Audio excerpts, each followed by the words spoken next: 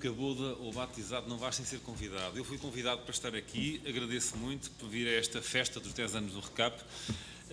Dou parabéns a todos, à equipa da Universidade do Minho, à equipa da FCT, FCCN e os parabéns também a todos os utilizadores, porque sem eles também isto não funcionava. E este painel que eu vou ter o prazer de moderar é precisamente sobre a visão dos utilizadores. Os utilizadores que foram convidados também para vir aqui prestar alguns depoimentos já estão aqui ao meu lado.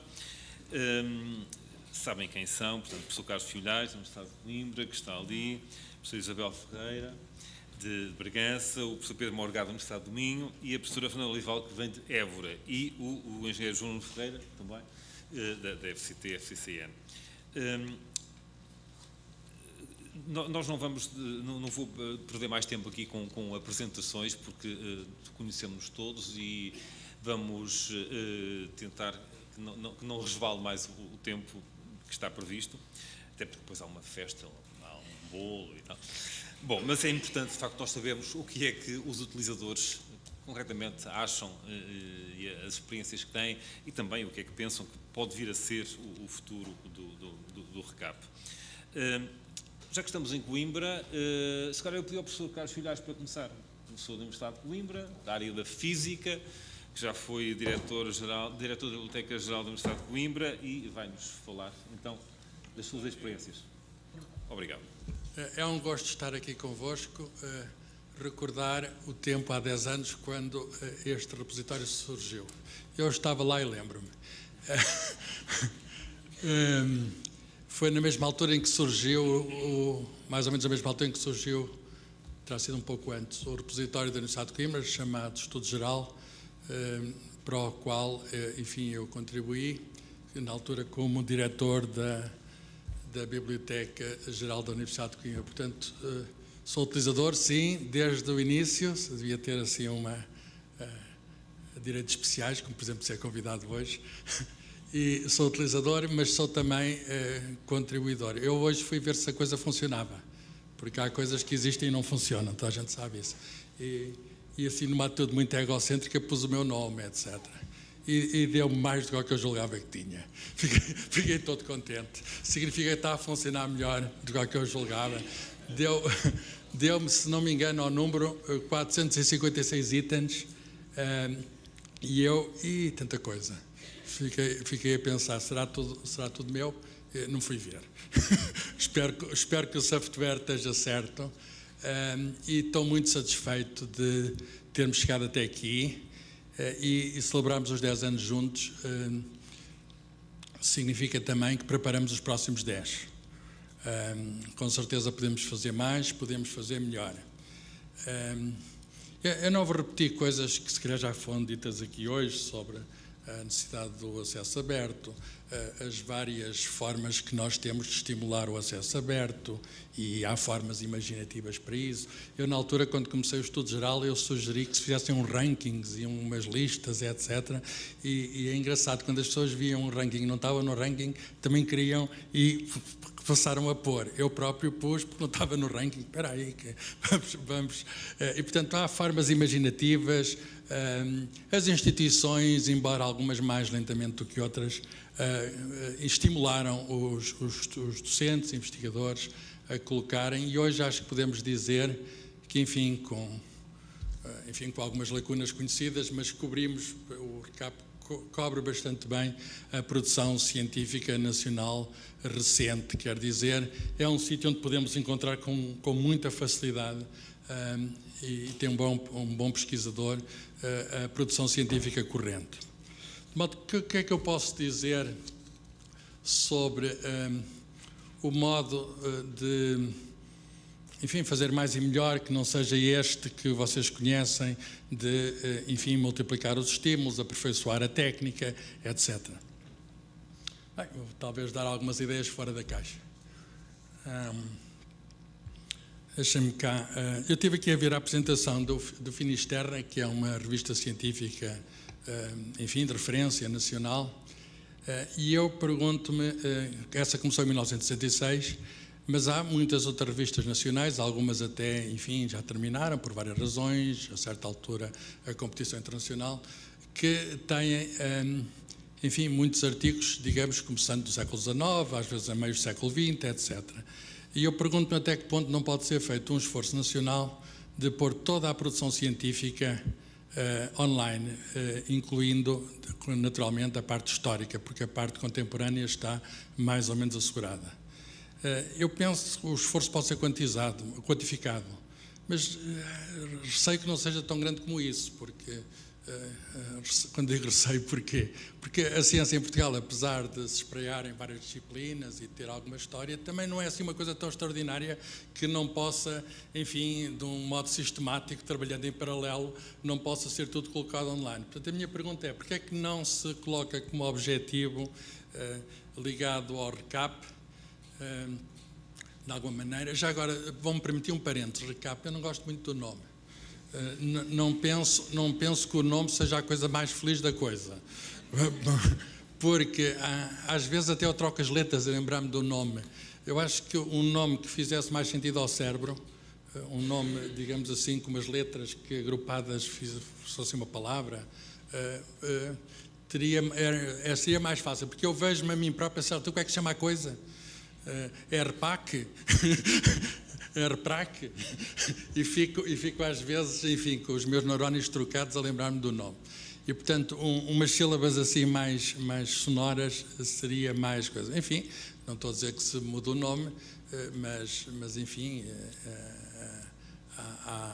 entretanto, ao fim de 10 anos, eu suponho que já não é, enfim, um nome fácil de mudar, mas, portanto, uma sugestão era como é que ligamos isso alargando a exposição do nosso património científico? Quer dizer, porque é que a ciência toda feita em Portugal ou por portugueses, como queiram, e publicada em revistas nacionais, já nem estou a falar das outras, não é?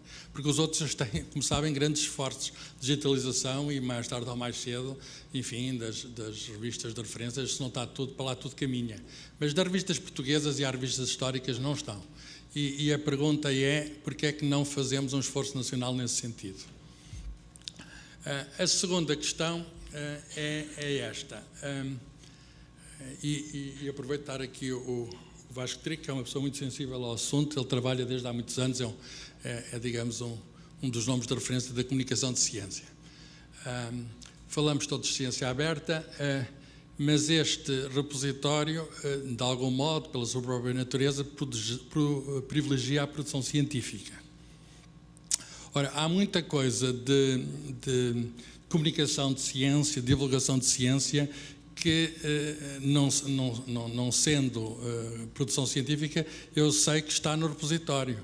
Eu próprio pus lá dos meus 456 artigos, muitos deles, não tenho a pretensão, podem verificar, de pensar que são todos artigos científicos publicados em revistas internacionais. Portanto, há muita coisa nesses 456 artigos que eu lá pus, e não pus artigos de jornais, pus só artigos em revistas. Mas há muita coisa que eu tenho de vos dizer, e percebem isso, que são artigos feitos para a comunicação de ciência em vários tipos de revista. A questão é, havendo um esforço no país e em curso, através do Ciência Viva, enfim, um esforço que todos nós partilhamos e no qual participamos, que é um esforço também de ter a ciência aberta, ter a ciência para todos. Porque é que nós não arranjamos uma plataforma que pode estar dentro do RECAP, não é? Que privilegie o que for, digamos, na interface com o público. Porquê? Porque eu receio que uma pessoa que seja fora do domínio estrito das comunidades científicas e técnicas, que, enfim, que a certa altura não queira aprender umas coisas sobre isto ou aquilo, ou queira perceber uma coisa, por exemplo, que acaba de sair sobre os genes, mas quer não ir a artigos originais, mas queria perceber o que se passa na genética, na computação quântica, etc. Não é fácil orientar-se, pode lá pôr umas palavras-chave, não é fácil orientar-se. Portanto, a minha proposta, já que estamos aqui enfim, já antever os próximos 10 anos, é que se crie uma plataforma que se pode ser dentro ou que se pode ser fora e cruzando-se com o RECAP necessariamente, que seja um repositório de comunicação de ciência.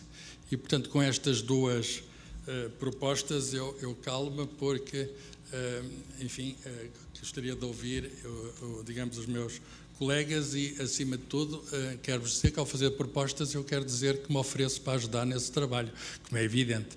E, portanto, nós temos aqui em Coimbra um centro de divulgação de ciência chamado Rómulo, Centro de Ciência Viva da Universidade de Coimbra. Reparem, é em homenagem ao Rómulo de Carvalho, mas pusemos o nome Rómulo porque é um nome fácil de fixar e neste momento muita gente vai ao Rómulo, não faz ideia nenhuma, que é do professor Rómulo de Carvalho, portanto o nome pegou, não pensam que é a porca, não é porca, como é que se chamava? Qual era o animal? Era porca? Loba, eu estava a chamar de porca à loba. Já estava aqui a fazer uma operação transgênero. É a loba do Capitólio de Roma. E nesse centro eu devo dizer que acabamos de fazer e eu tiro aqui, presto aqui homenagem à equipa do CIBUC, do Serviço de Bibliotecas do Estado de Coimbra. A Ana Miguel está à frente desse serviço desde o início, praticamente. E acabámos de anunciar, com a presença do Ministro da Ciência e Tecnologia, o Rómulo Digital, que vou-vos dizer o que é o Rómulo Digital. O Rómulo Digital é uma espécie de interseção entre aquelas duas coisas que eu disse. Por um lado tem coisas sem direitos de autor, portanto antigas. Por outro lado tem coisas que dizem respeito à saúde, ao ambiente, digamos, à ligação da ciência à sociedade. E, portanto, vamos pôr muitas coisas e coisas incríveis em revistas tipo Gazeta das Aldeias, que dava conselhos para a agricultura e coisas assim do género, coisas de medicina, coisas que são, de algum modo, comunicação de ciência, mas feita à van la lettre, quando não se falava da comunicação de ciência. E, portanto, temos um grande projeto nesse sentido e que queremos que seja um projeto de referência nesta área. É bastante, enfim, é um investimento avultado, mas este projeto está pronto, com certeza, a ligar-se com outros que se façam uma coisa. Portanto, como eu não podia fazer sozinho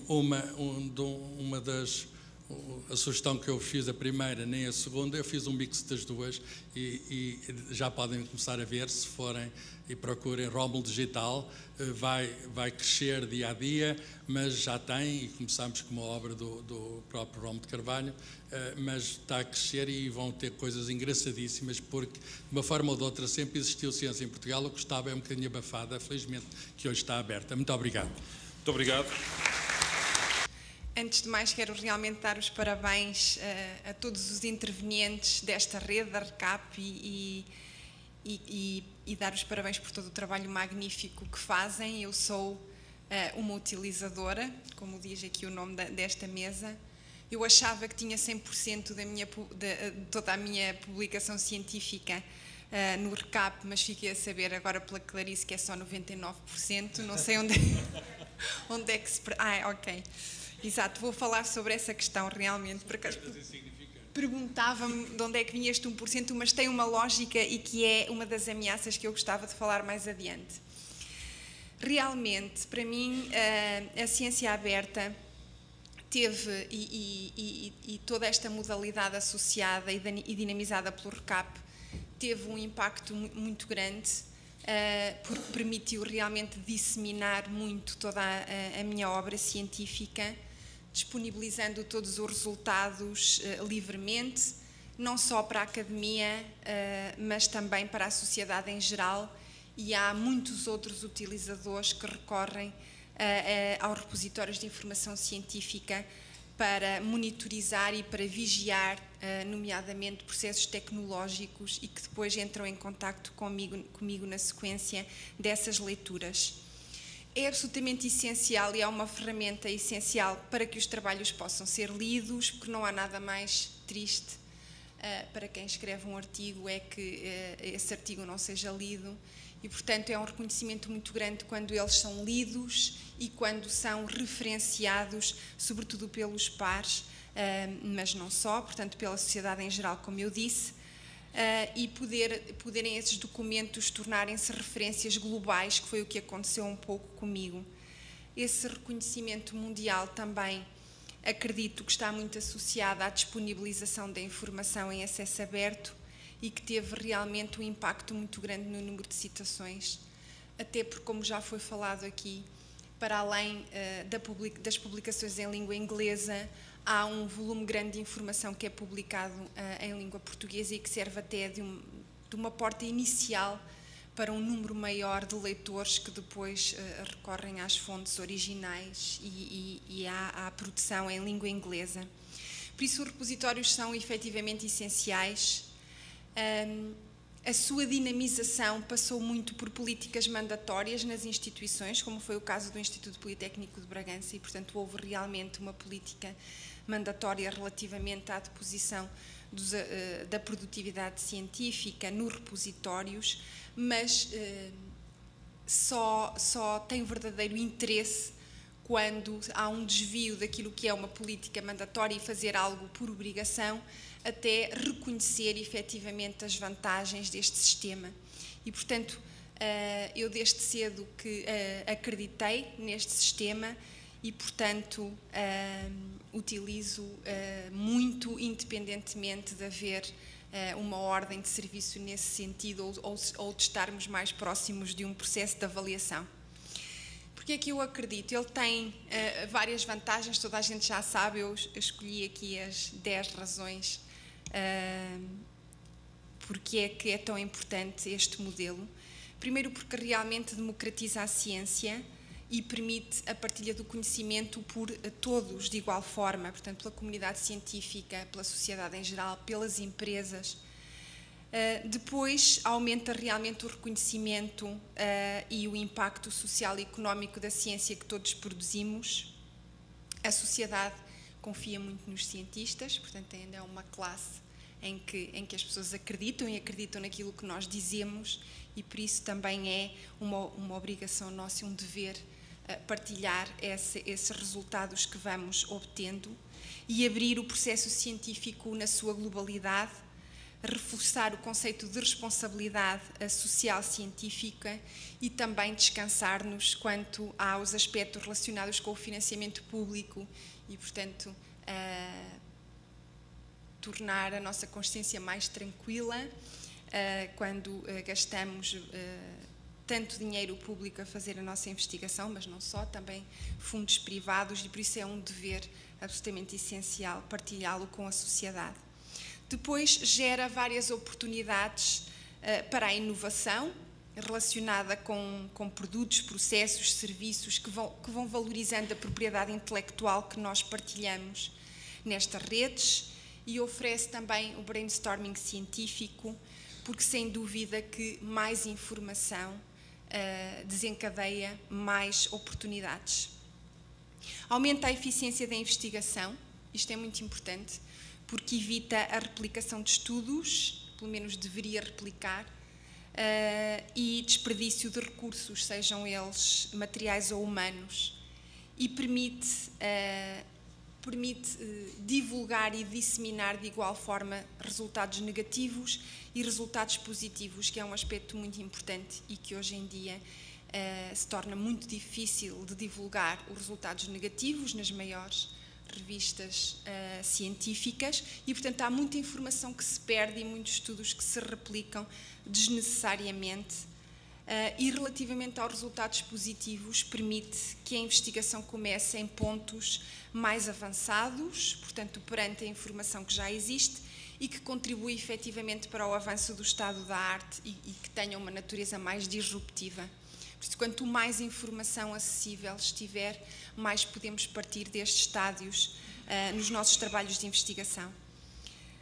Depois, aumenta realmente o conhecimento do processo do trabalho científico, desde a questão dos dados até às metodologias, e pode ser uma ferramenta muito importante no processo de revisão por pares. Quanto mais olhares atentos tiverem sobre a nossa informação, maior também será o escrutínio da qualidade dessa mesma informação, e por isso promove, sem dúvida, o rigor académico, sendo tão disseminada, acaba por ser globalmente escrutinada e termos acesso a uma informação eventualmente melhor, embora isso à partida possa configurar uma situação de exposição de algumas fragilidades, seja nas metodologias ou nos resultados, porque realmente a informação está muito acessível, mas aquilo que pode ser aparentemente alguma fragilidade no global irá certamente transformar-se num fortalecimento da investigação e do seu impacto global. Depois acelera também a criação de novos temas de investigação e traz para a ribalta também cientistas emergentes. Finalmente, e a 10ª vantagem é, sem dúvida, promover o retorno científico para as instituições, nomeadamente pela capacidade de atração de talento e mobilidades de investigadores, mas também dos rankings científicos que já falámos também aqui hoje.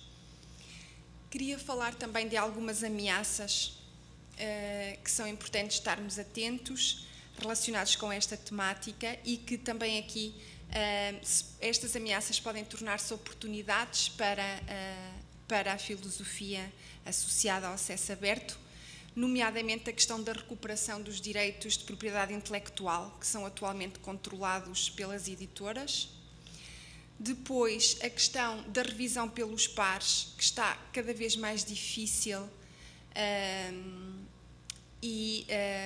também na minha perspectiva de editora, a qualidade das revisões científicas que às vezes recebemos não são as melhores e por isso temos que descartar muitas das revisões científicas que fazemos e, portanto, o facto de evoluirmos para modelos em que não só a publicação, mas também as revisões e a interação nos processos de revisão com os pares possa também ser publicada de forma aberta, vai fortalecer sem dúvida o sistema e trazer mais responsabilidade também a este processo. Depois a questão dos jornais de acesso aberto e da sua publicação depende, é muito variável com as áreas, mas frequentemente aqueles que têm maior impacto têm custos de publicação bastante altos e, em contrapartida, outras revistas de menor qualidade acabam por publicar os seus artigos em acesso aberto e, portanto, tudo isso também precisa certamente de ser repensado e utilizarmos de forma generalizada indicadores de ciência aberta nos processos de avaliação, seja nos processos de desempenho, seja nos processos de avaliação de desempenho ou de avaliação das unidades de investigação. Uma questão muito importante, para terminar, sim, uma questão muito importante é não precipitar os passos de divulgação científica e por isso esse 1% que falta disponibilizar, porque realmente há questões muito importantes relacionadas com a propriedade intelectual, quer de trabalhos de investigação em consórcio com a indústria, quer na submissão de patentes e que é preciso também respeitar, mas isso não é incompatível de forma nenhuma com os repositórios de informação, tem que se fazer tudo na devida altura e da forma correta. Realmente, para terminar mesmo, o RCAP e todas as redes de publicação em acesso aberto são, sem dúvida, uma oportunidade imensa para a disseminação de resultados científicos por todos, sejam eles em língua inglesa, sejam eles em língua portuguesa, para a publicação de resultados negativos, que é um aspecto fulcral hoje em dia, e também para equilibrar aquilo que é a métrica com a qualidade. E pronto, terminava aqui.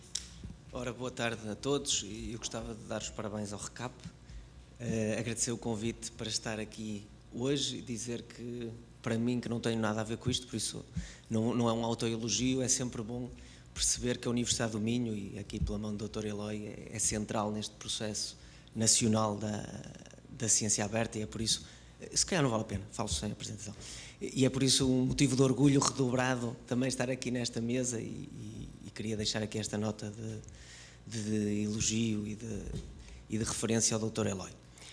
Eu trazia uma apresentação, que está ali, depois dá para verificar, que tinha muitos dos benefícios e das ameaças que apresentou aqui na perspectiva de um investigador. Eu também sou investigador e, portanto, eu se calhar iria dedicar esta apresentação a falar numa outra perspectiva, na perspectiva de um grupo de profissionais, que são os profissionais de saúde, que são produtores de ciência e consumidores de ciência. Portanto, estão aqui na fronteira, uns mais produtores que outros, uns mais consumidores do que outros, mas a medicina, como disse, é uma área científica que precisa muito da investigação E, portanto, o acesso aberto significou para a maioria dos profissionais de saúde, sobretudo aqueles que trabalham em instituições mais pequenas ou mais periféricas, significou um avanço brutal no acesso à informação científica que vai dar origem a melhores práticas. Isto é um aspecto que eu acho que é fundamental e penso que aqui o RCAP teve um papel muito importante a nível nacional. Depois há um segundo aspecto, que é uma perspectiva mais na lógica do doente. Eu faço investigação clínica e, portanto, eu preciso, entre aspas, porque isto é um benefício para os próprios doentes, eu preciso dos doentes enquanto objeto da minha investigação ou da nossa investigação. E para mim é muito importante, e eu já o fazia quando os artigos não eram de acesso aberto, agora é muito mais fácil, devolvermos aos doentes o resultado daquilo que foi o seu contributo para a investigação. E, portanto, o darmos-lhe o paper ao doente que participou no estudo, para mim é um aspecto crítico, mas o facto dos doentes hoje em dia poderem ter acesso à investigação que existe nas diferentes áreas é fundamental e ajudou a melhorar a qualidade dos cuidados de saúde. Nós hoje temos doentes que vêm discutir ciência connosco e que vêm discutir papers connosco, e isso para mim é fantástico, é ótimo, eu acho que deve ser assim, isto melhora muito os cuidados de saúde. Uma das sugestões que ia deixar para o RCAP, tinha duas, felizmente, porque uma já foi dada aqui ao professor Carlos Filhais, embora eu veja aqui algum perigo na disseminação de comunicação em ciência que não seja moderada, porque, por exemplo, para os doentes há muitos perigos da má comunicação em ciência. É muito frequente os doentes trazerem-nos notícias que são muito simplistas, que são muito alarmistas e que às vezes até fazem com que eles desistam de tratamentos que são absolutamente eficazes e necessários, porque são assustados pela forma como é feita esta comunicação. Portanto, é preciso mais informação, mas boa informação. Eu acho que isto é crítico quando falamos, sobretudo na área da saúde. E por isso, para mim é muito bom que os doentes hoje possam aceder a artigos, possam discutir, possam me dizer, mas porquê é que fez isto? Se há aqui um paper que diz que se calhar havia um caminho diferente. Discutir isto, eu acho que não fragiliza os profissionais de saúde, mas acho que melhora a prestação de cuidados que nós temos que fazer e, portanto, eu sou sempre a favor do acesso o mais possível à ciência. O que é que eu acho que nós podemos fazer? E se calhar era esse o meu contributo aqui nesta mesa, era o que é que nós podemos fazer diferente em termos de acesso aberto. Nós em Portugal temos, na investigação clínica, em medicina, um grave problema de falta de colaboração entre as diferentes instituições. Eu faço investigação em consórcios com outros países, é mais fácil eu partilhar informação com os colegas de Barcelona ou de Amsterdão do que internamente. E, portanto, eu penso que precisamos de fazer alguma coisa em termos da cultura dos portugueses, institucional dos portugueses, de colaborarem uns com os outros. As pessoas acham que é mais fashion colaborar com Barcelona, eu particularmente não acho, mas é mais fácil, tenho que admitir isso. Portanto, gostava que fosse mais fácil haver colaboração interna. E uma das formas de o fazermos é estimularmos não só os repositórios de publicações, mas também os repositórios partilhados de bases de dados. Eu posso dar um exemplo, eu trabalho em doença obsessiva ou compulsiva e nós geramos dados que são naturalmente anonimizados, com autorização dos doentes, geramos uma série de dados que partilhamos em repositórios internacionais. Mas não existem em Portugal repositórios nacionais para fazermos essa partilha de dados. E era muito importante nós podermos partilhar os dados da nossa população. Porque os doentes que eu tenho em Braga, que são 250 ou 300, não chegam se eu quiser fazer um estudo populacional e, portanto, eu preciso dos doentes do país todo para o poder fazer. Era muito importante nós estimularmos e eu penso que este tipo de plataformas pode ser um possível recurso ao serviço desta partilha de dados que eu acho que pode fazer a diferença no desenvolvimento da investigação clínica em Portugal. Como diziam, há algumas ameaças. A mim preocupa-me particularmente a questão da privacidade dos dados e da confidencialidade dos dados. Estamos a falar em saúde de dados que são muito sensíveis e quando nós os partilhamos de uma forma muito aberta, há aqui alguns riscos. Por exemplo, nós em medicina às vezes publicamos casos clínicos de doentes e se não tivermos muito cuidado nos dados que partilhamos acerca dos doentes, é até possível identificá-los. Por exemplo, às vezes nós descrevemos detalhes que facilmente podem resvalar para a identificação do doente e, portanto, isto preocupa-me muito. Penso que precisamos aqui de mecanismos de regulação, porque vejo como uma possível ameaça existirem bases de dados partilhadas que não acautelem aquilo que é a privacidade e a confidencialidade dos dados de que estamos aqui a falar. E o último ponto que eu destacaria, que liga também com o primeiro, esta questão da literacia da saúde para mim é fundamental. É preciso que chegue mais informação às pessoas. Eu hoje de manhã, na minha epopeia de Braga até Coimbra, que cheguei mesmo em cima da hora porque tive que parar no Porto, noutra reunião, mas na minha epopeia ouvi o fórum da Antena 1, que hoje era dedicado à saúde. E ouvi uma intervenção, e queria destacar isto, não há aqui uma ponta de censura àquilo que foi dito, acho que foi uma intervenção muito importante. Mas houve uma intervenção de um senhor de uma região do nosso país que estava muito revoltado porque se dirigiu a uma urgência e esperou 8 horas para ser atendido e como ao fim de 8 horas não foi atendido e não tinha transporte para ir para casa, se continuasse a esperar, foi para casa. E, portanto, ele estava revoltado porque entendia que o serviço de saúde não respondeu adequadamente às necessidades desse senhor. Eu penso que o serviço de saúde não respondeu adequadamente às necessidades deste senhor, mas por uma razão diferente, provavelmente, da que este senhor pensa. Não respondeu adequadamente porque os serviços de saúde não prestam informação aos doentes que lhes permita fazer escolhas racionais em saúde. E, portanto, eu acho que a ciência aberta pode ser também uma forma de nós ajudarmos os doentes a fazer decisões mais racionais em saúde. Porque uma pessoa que espera 8 horas numa urgência e depois vai embora, provavelmente não precisava ter ido à urgência, não devia ter ido à urgência, a urgência não foi o sítio certo a que recorreu. E a este propósito, eu tinha aqui, na minha apresentação, um estudo muito interessante, que nos diz que quanto mais ciência as pessoas consomem, quanto mais literacia em saúde as pessoas têm, melhor uso fazem dos recursos de saúde. Portanto, se o Ministério da Saúde estiver interessado em poupar dinheiro, pode investir um bocadinho da sua verba aqui na ciência aberta, porque isso vai produzir ganhos na eficiência dos cuidados de saúde. Por isso é que eu sou fã da ciência aberta e termino só com uma nota pessoal, só para dizer que provavelmente quem faz ciência às vezes sente isto. Aquele que eu acho que é o meu melhor paper está numa revista fechada e tem pouquíssimas citações, e eu cada vez mais me convenço que acho que é porque está numa revista fechada, porque tenho outros que eu acho que não valem tanto e que são muito mais citados, de maneira que eu acho que vale mesmo a pena publicar em ciência em acesso aberto, e era esta a mensagem que eu queria deixar. Muito obrigado.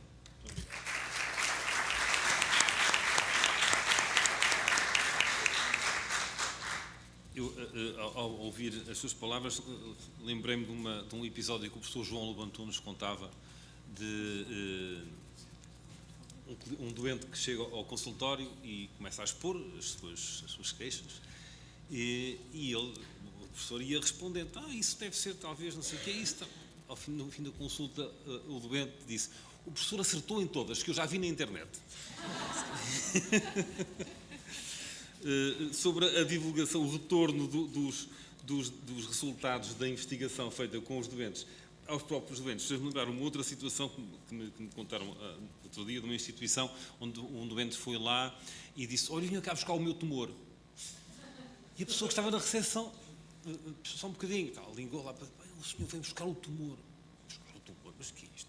Bom, abreviando, ele precisava dos resultados e precisava, portanto, o tumor tinha ficado depositado lá no biobanco, coisa parecida, e ele precisava para uma outra consulta dos resultados para prosseguir, mas portanto, ele queria ir lá buscar o tumor. Bom, o professor Carlos Filhais falou aqui de revistas já mais antigas, portanto, fez-me lembrar a história. A história é a especialidade da professora Fernanda Olival.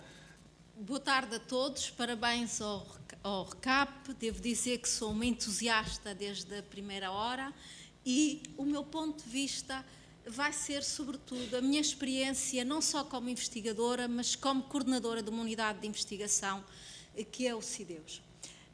Em Évora, o repositório da Universidade é singular porque é gerido não pela biblioteca diretamente, mas pelos serviços de ciência e cooperação, mas em articulação direta depois com a informática, com um conjunto de docentes que funcionam como árbitros dos depósitos efetuados e também pela biblioteca.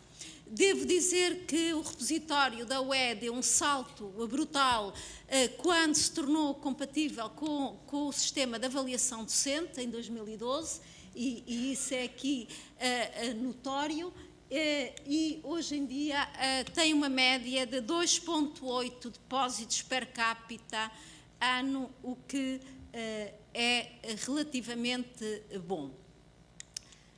Como coordenadora de uma unidade, eu tenho tirado muito partido do repositório e porquê? Porque uma das missões do CIDEUS e um dos objetivos para 18-20 é precisamente estimular e promover o acesso aberto.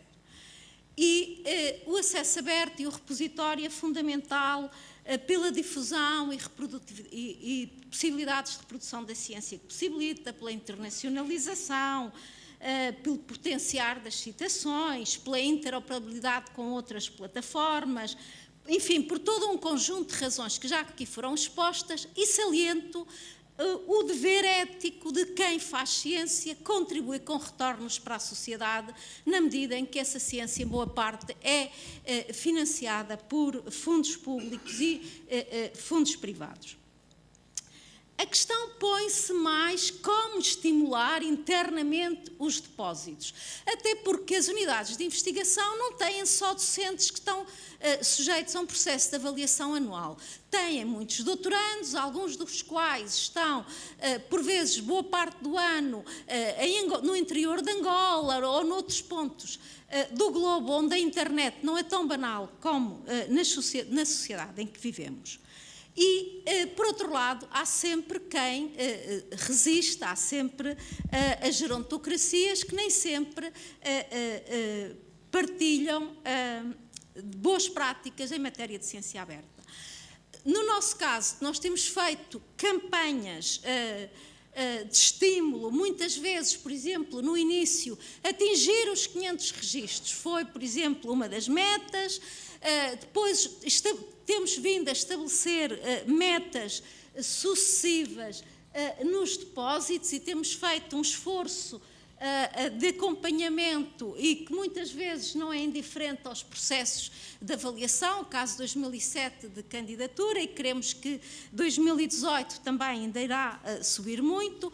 Hoje temos entre 150 a 200 registros em média ano, já sem grande dificuldade, mas qual têm sido as estratégias?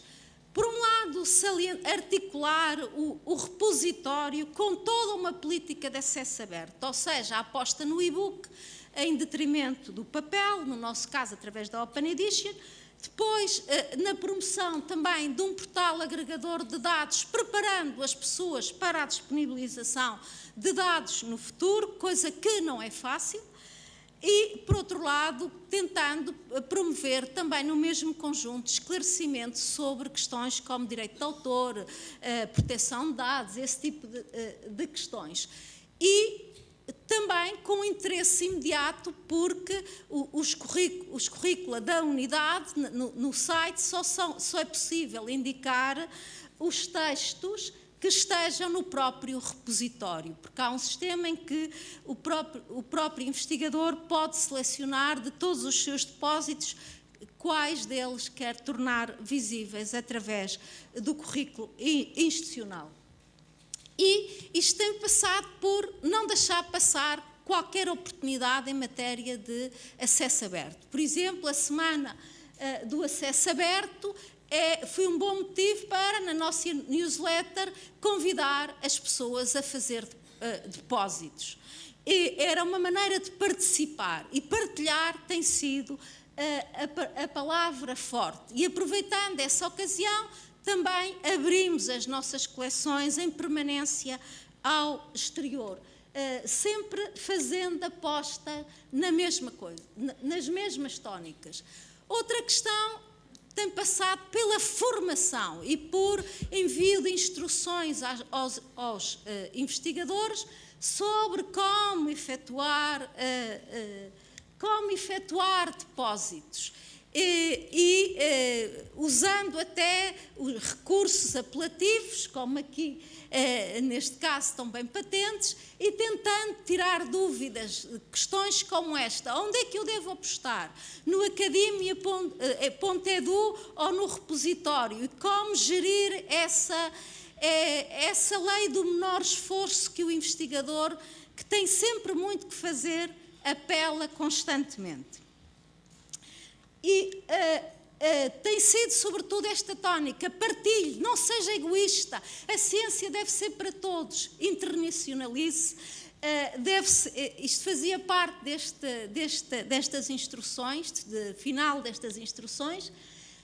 Por outro lado, apelando a que quem recebe um handle pode sempre colocá-lo no seu currículo, e à hora de fazer um concurso não necessita de entregar as publicações digitalizadas, e depois por promover uma série de seminários e jornadas de informação viradas para a formação interna sobre todas estas questões que hoje nos preocupam.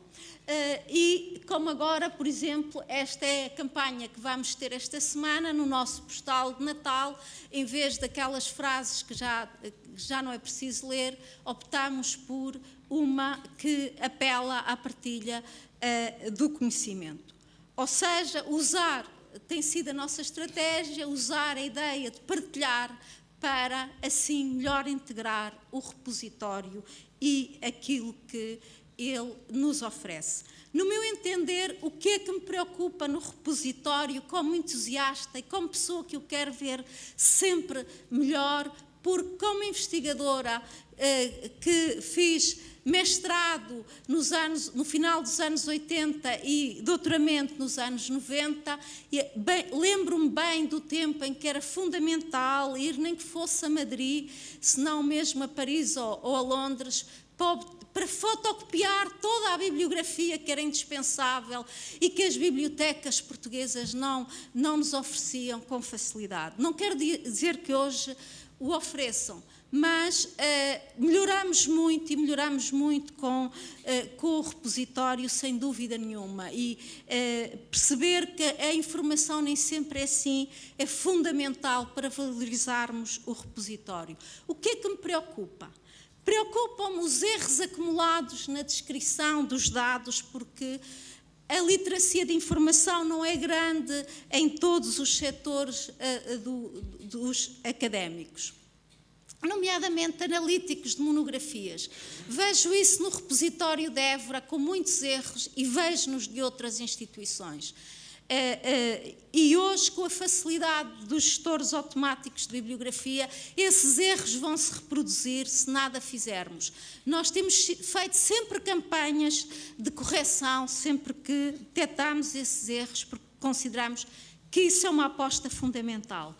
Preocupam-me também as pessoas que desistem de colocar no repositório porque têm depósitos rejeitados e imaginam que é pelo conteúdo, por mais que se diga que é meramente porque se esqueceu de pôr o ISBN numa publicação, ou porque fez uma descrição que não tinha qualquer sentido. Faço uma grande sugestão: por favor, tornem compatíveis com gestores automáticos, seja EndNote, seja Zotero, Mendeley, com BibTeX, com essas, porque a comunidade académica hoje cada vez mais os usa.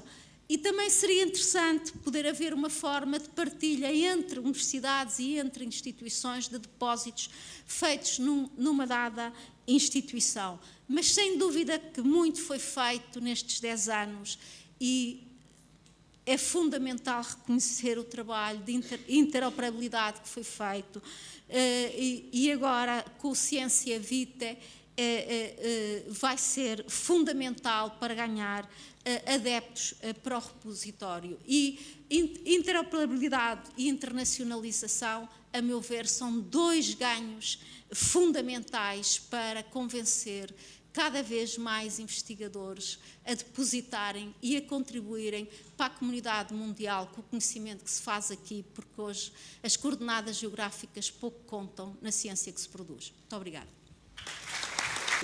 Eu tenho aqui já uma série de pistas que, assim, numa leitura assim jornalística, que é simplificadora, como também já foi referido aqui, se calhar são pistas que o engenheiro João Nuno Ferreira esteve também atento a elas e, como responsável da FCCN e da FCT, se calhar vai levar em conta. O que é que nos tem a dizer sobre isto tudo que se passou aqui? Muito bem, fui aqui colocado também em parte porque a doutora Ana Sanches teve que regressar a Lisboa rapidamente. Eu não sou investigador, portanto aqui testou um bocadinho do painel, nem coordeno nenhum centro de investigação. Por isso sou eu mais fiz esta transição. É uma pessoa das infraestruturas, mas talvez gostaria de pegar exatamente nas últimas palavras, interoperabilidade e internacionalização. Penso que são um bocado pilares do que o RCAP tem feito. Para a FCT, ter esta infraestrutura é uma peça fundamental e é consequente com políticas de ciência aberta e de acesso aberto.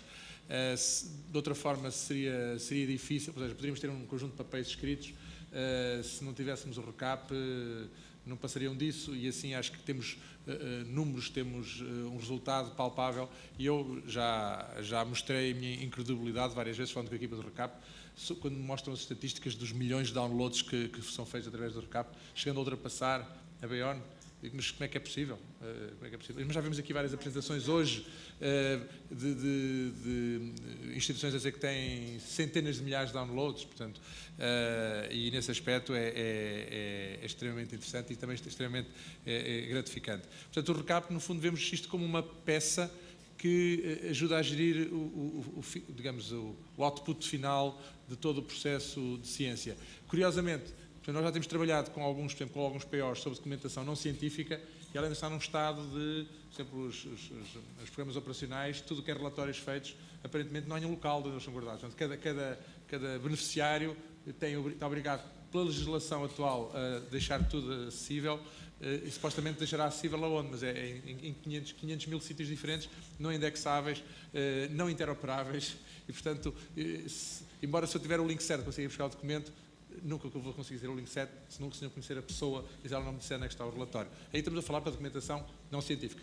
Na documentação científica temos esta construção coletiva que é o RCAP. Acho que portanto, penso conseguir promover bastante a visibilidade e isto tem um impacto e vimos aqui relatos que são bons para nós pessoas das infraestruturas, ouvir os cientistas dizer isto está a resultar para nós. É extremamente, disso, são os nossos aplausos, são os aplausos dos cientistas. Temos coisas ainda para fazer, a integração com os CRIs ainda não está, portanto com os sistemas de informação de ciência ainda não está totalmente feita, mesmo com os sistemas internos da FCT. A FCT é algo que estamos a investir para transformar por dentro em termos de sistemas de informação, mas é um bocadinho mudar as asas de um avião com o avião a voar, portanto os concursos não podem parar, os sistemas legacy têm que continuar a funcionar, mas estamos a fazer esse esforço e está planeado. E pronto, e também há algumas funcionalidades das fases de produção de ciência que poderiam ser feitas dentro do RCAP e que ainda não são. Eu não vou alongar mais, eu vou só dizer da maneira que... Sim, mas eu gostava que se achar conveniente, pegar aqui em algumas das dicas que foram aqui dadas. Por exemplo, aquela de pôr todo o conhecimento produzido, digamos assim, ir repescar, como dizia o professor, toda a produção científica, colocá-la nos repositórios. Isso é possível, faz sentido. A questão, por exemplo, do acesso aberto, enfim, o outro tem a ver com a privacidade, talvez não seja tanto para responder aqui, mas a questão da formação, que foi aqui também sublinhada, a necessidade de formação. Como é que a FCT, a FCCN, como é que o RCAP pode ajudar? A questão da formação é um assunto sem dúvida central e importante, embora, apesar de tudo, é mais consumidor de recursos, requer recursos financeiros mais extensos. Apesar de tudo, quando se trabalha com a tecnologia, tendo as coisas bem feitas centralmente, há um grande efeito multiplicador e replicador. Tivemos planos muito concretos de fazer ações e ter um projeto de divulgação aprovado em 2018, não foi possível.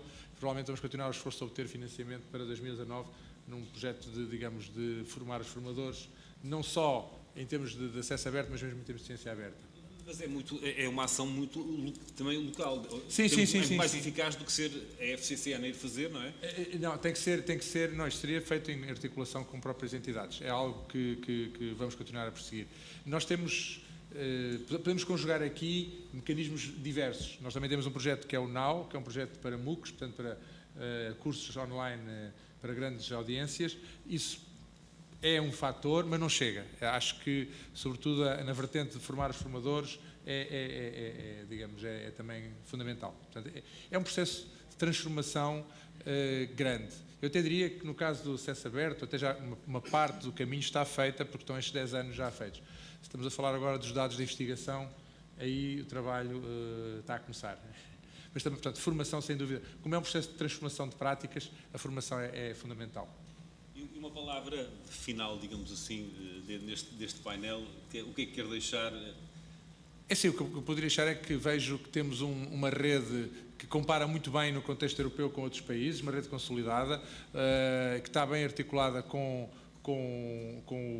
a rede do Brasil e que aumenta imenso a produção científica que é feita no nosso país, sobretudo em certas áreas que não iriam publicar eventualmente em periódicos internacionais. Eu ia dar com um exemplo pessoal. Eu, como não sou investigador, sou um consumidor e gosto de história como hobby, e há uns meses vi na televisão uma notícia a dizer que uma determinada batalha da Guerra Civil Angolana tinha sido considerada por todos os países do sul da África como país data da libertação nacional daqueles países todos. Eu achei estranho porque é que um evento interno, uma guerra civil em um determinado país, tinha tido esta abrangência. Eu fui à BEON, fui ao RECAP, encontrei algumas coisas na BEON, mas foi no RECAP que eu encontrei claramente a resposta que eu queria. Tinha uma tese de mestrado brasileira neste caso, portanto tinha vindo do oasis.br, que se dedicava só àquele tema e que abordava aquilo à esquerda, acima e abaixo. E, portanto, para mim, como cidadão que quis ter acesso para resolver uma curiosidade minha, pontual, rapidamente, em poucos minutos, tinha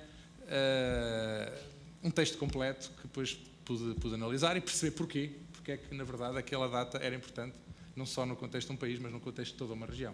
E, portanto, era o exemplo de utilizar o RECAP como utilizador. Exatamente. Muito bem. Eu não sei se não temos muito tempo, estamos assim em cima a queimar para uma pergunta ou duas, eventualmente, que alguém queira, ou um comentário, 2, 3 perguntas, está bem? Façam-me sinal, por favor, identifiquem-se, quem quiser acrescentar alguma coisa, esclarecer algum ponto que tenha sido aqui dito. Enquanto ganham coragem, eu vou fazer o meu resumo jornalístico o que eu tirei daqui. Se eu tivesse que fazer uma notícia, e é evidente que as notícias são sempre limitadas e são restringentes, não sei se é assim que se diz, são restritivas. Eu diria que do professor Carlos Filhais salientei esse aspecto de pôr toda a produção científica nos repositórios online e não posso deixar de referir também, associar a comunicação de ciência, muito bem. Da professora Isabel Ferreira sublinhei, portanto, retive a divulgação dos resultados negativos, que é uma coisa que é um bocadinho assim ao lado, mas é de facto muito importante, porque eu costumo dizer isso, um resultado negativo não é um insucesso, não. Se um investigador faz uma investigação e não dá resultado, ele deve divulgar, não venham por aqui, porque por aqui não dá. Ele descobriu que por ali não dava. É uma descoberta importante também. Do professor Pedro Morgado, eu retive a necessidade do acesso aberto aos dados, mas com precaução, haver mecanismos que prevejam e que acautelem a questão da privacidade. E da professora Fernanda Olival foi que está, de facto, a questão da formação, da necessidade de como estimular a utilização, como estimular mais depósitos nos repositórios. Fiquei com estas ideias. Do engenheiro João Nuno, fiquei com esta... Acho que foi positivo a mensagem que nos deixou aqui. Há que ter esperança, não é? Portanto, vamos para mais 10 anos em frente. Aí temos uma questão, faz favor.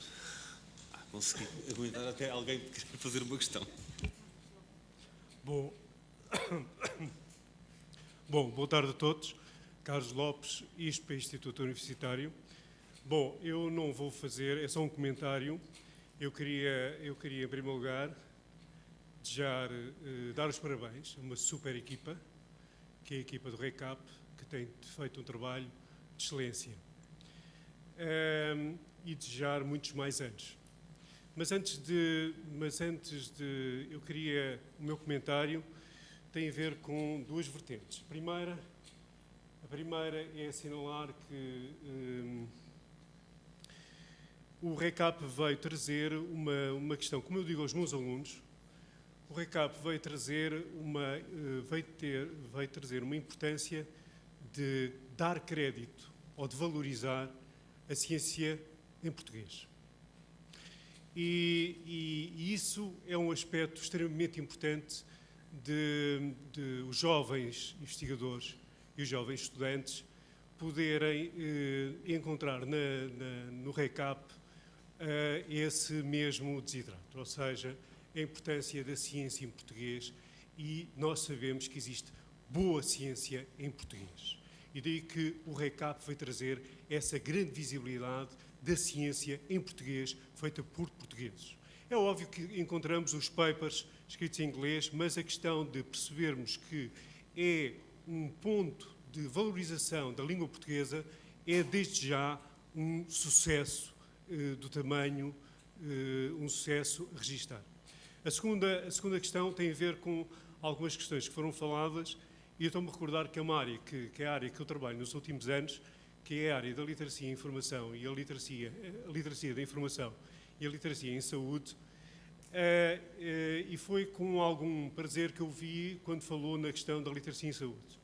De facto, o repositório, o RECAP, o Repositório Científico de Acesso Aberto em Portugal, trouxe e traz uma outra dimensão de poder ajudar o cidadão, isto dentro da chamada ciência cidadã, de poder o cidadão de ser um cidadão informado na área da saúde. E de facto, o repositório, a componente colaborativa, a componente participativa de vários profissionais de informação. Eu quero aqui louvar os profissionais de informação e os bibliotecários, nomeadamente os bibliotecários, tiveram um papel de excelência em se articular em equipas multidisciplinares, com o FCCR, etc., em conseguir trazer, de facto, um expoente maior relativamente à ciência em Portugal.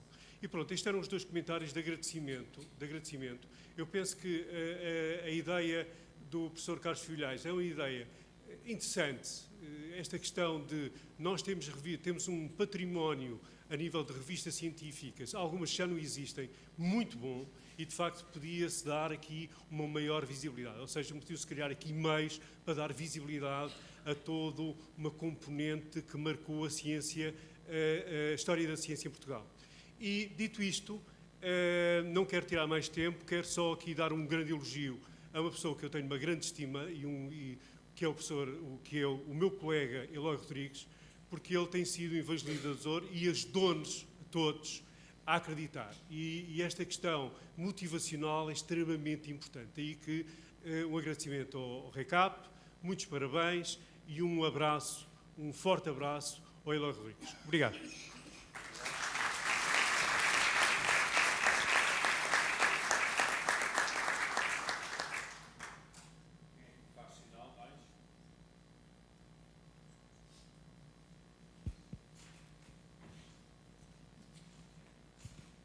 Boa tarde a todos.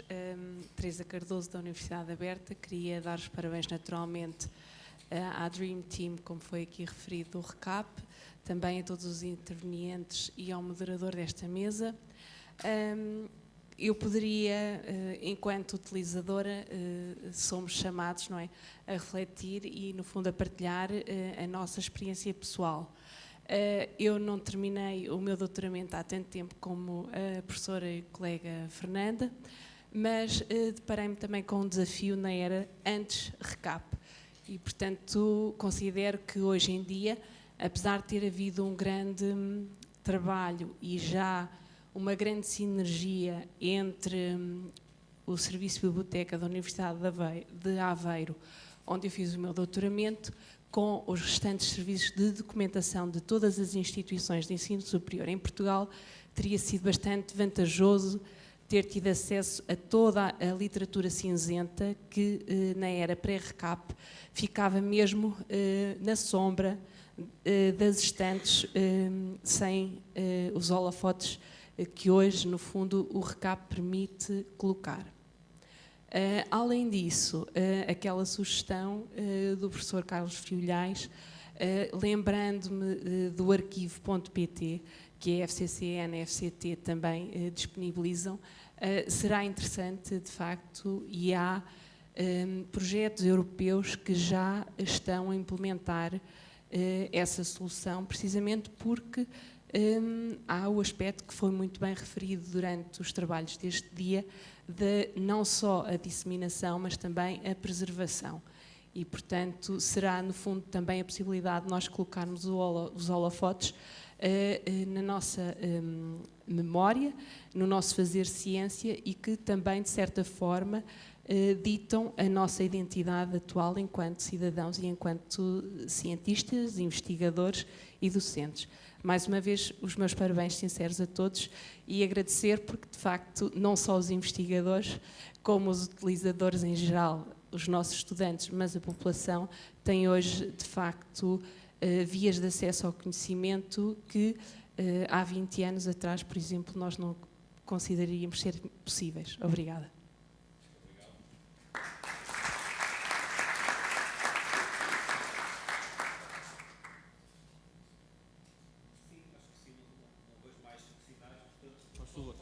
Com certeza uma última ronda. É para reforçar para estabelecer ponto aqui entre a mesa e a audiência, reforçar o ponto da língua portuguesa. Porque eu sendo físico, naturalmente publico em inglês, mas eu acho que a língua portuguesa é extremamente importante e o RCAP vem valorizar, como muito bem disse, vai valorizar a presença da língua portuguesa na web. Ainda falta fazer muita coisa. Se formos medir, e há indicadores objetivos para a presença da língua portuguesa, enfim, estamos lá porque a nossa língua está lá em grande medida devido ao Brasil.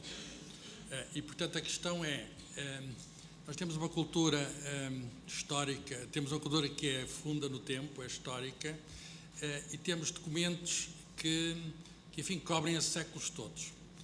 E eu interrogo-me, porque é que nós não fazemos um esforço nacional para pormos, digamos, a língua e a cultura à disposição do mundo todo, incluindo, naturalmente, essa componente da cultura que é a ciência. E eu acho que há muito a fazer, devia haver um projeto nacional nesse sentido. E pode-se falar muito em defesa da cultura, e falam, e 1% para a cultura, e não sei quê, e património, essas coisas todas, mas um objetivo essencial seria pôr, digamos, aquilo que não tem direitos, é muito simples, aquilo que não tem direitos, devia estar tudo à disposição de todos.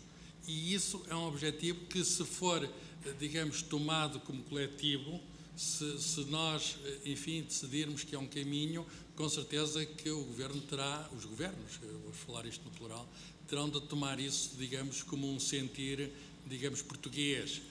É a questão de sermos portugueses, termos uma cultura, termos uma língua própria. Além disso, só para terminar, essa questão do inglês não vai ser para sempre, eu explico.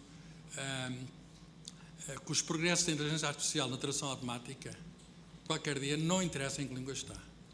Estão-se a fazer progressos tão extraordinários, está lá um documento em português, clica-se um botão e está um documento noutra língua. E, portanto, isso vai ser num futuro mais cedo do que estamos a pensar. E, portanto, se não estiver lá em português, é que não aparece em língua nenhuma. Portanto, estar em português é aparecer em todas as línguas. Se não tiver em português, é não aparecer. E, portanto, temos falta de compreensão. Eu acho que não devíamos ter falta de compreensão. Há muito a fazer. Há muito a fazer ainda. Nós estamos a celebrar 10 anos aqui, mas há muito a fazer para colocar o português e a cultura portuguesa na rede global. Eu também queria só completar, já que se referiu ao arquivo.pt, já hoje qualquer entidade pode enviar uma mensagem, e está lá na página do arquivo.pt, para se recolherem sites, se acharem que têm conteúdos históricos, seja da área da ciência ou outra área qualquer. É evidente, é uma abordagem diferente da RCAP, que o RCAP investe muito em interoperabilidade. O arquivo é um bocadinho à la Google, portanto indexa tudo e depois tenta, através das queries, obter resultados finais. Portanto, isto já é possível hoje e estamos a finalizar um serviço um bocadinho diferente do arquivo, que é o memorial, que é um serviço que vamos, em princípio, divulgar no próximo ano, em que podemos fazer recolhas de qualidade, ou seja, não a recolha normal que se faz no RCAP, no arquivo, mas uma recolha específica para determinados sites que sejam ricos em informação que se queira preservar, e eles poderão ficar até ativos no mesmo link, no mesmo domínio, mas já estão arquivados. Então, portanto, é uma forma de preservar que temos, de pôr o arquivo. Portanto, tudo o que for backlog, informação que possa estar online, já digitalizada, portanto, mas que não esteja conforme os formatos RCAP, nem haja recursos técnicos e humanos e financeiros para fazer o esforço de puxar essa informação para as normas do RCAP, haverá sempre um plano B, que seria o arquivo, desde que siga aí as normas do HTML, que indexará um bocado mais à bruta, digamos, com menos estruturação, com uma abordagem diferente. Sim, um comentário final e um testemunho também que gostaria de partilhar convosco.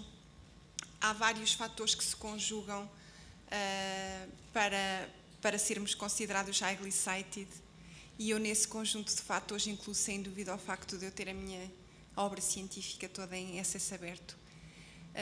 Porque há alguns dos meus artigos que são realmente os mais lidos, os mais descarregados de sempre das respectivas revistas. E isso não tem só a ver com o facto, nem os downloads são feitos a partir da própria revista, mas na sua maioria a partir destes repósitos de informação científica, e por isso agradeço à Clarice por dinamizar toda essa política no Instituto Politécnico de Bragança e obviamente ao projeto liderado pelo Eloy Rodrigues. Muito obrigado. Professor Pedro, uma palavra final também? Ok, só uma palavra para acrescentar que, além das instituições universitárias, neste momento, grande parte das instituições de saúde também têm os seus próprios repositórios em acesso aberto, portanto, é outra forma o Hospital de Braga, em que eu trabalho, tem um repositório que é excelente, que é outra forma de nós aumentarmos e multiplicarmos, portanto, eu não consigo saber de cabeça em quantos repositórios é que estão os artigos em que estou envolvido, porque de facto, além daqueles em que nós fazemos o upload aos automáticos, portanto, há imensas estruturas. Eu penso que o conhecimento e a informação são, sem dúvida alguma, a melhor forma de nós avançarmos enquanto sociedade, não apenas nas questões relacionadas com o progresso científico e tecnológico, mas também com áreas que me são muito caras, como as do respeito pelos outros, o humanismo no exercício das profissões de saúde, e, portanto, eu vejo como muito positivo tudo aquilo que seja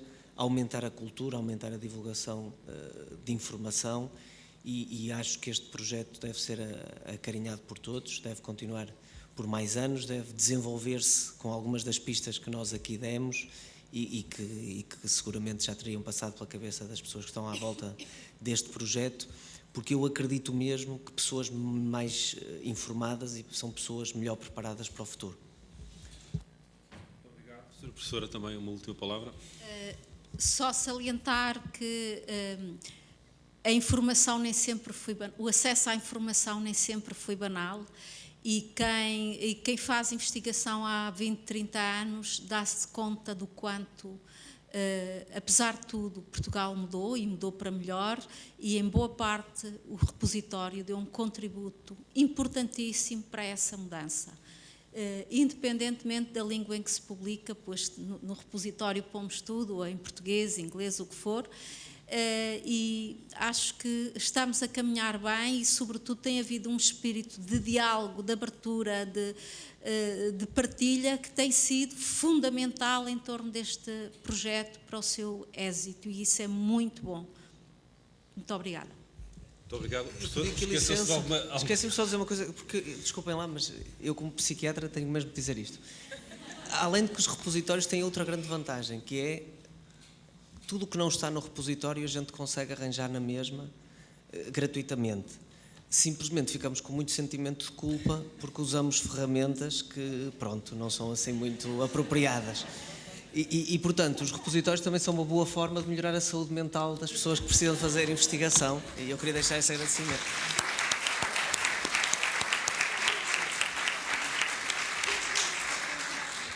Muito obrigado aos 5 por terem participado neste painel, partilhando as vossas experiências, reflexões e pensamentos.